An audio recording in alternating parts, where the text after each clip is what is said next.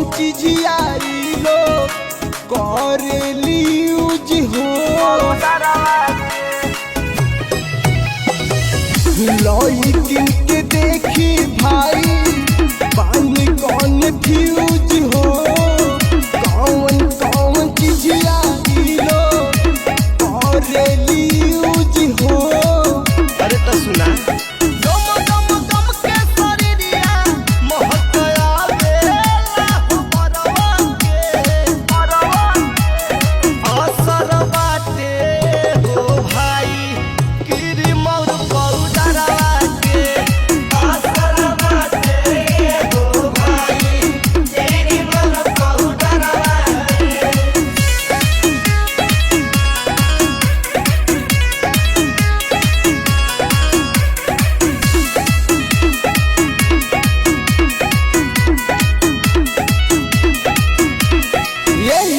सोचिला हम हर घड़ी कैसे कहानी पापा के परी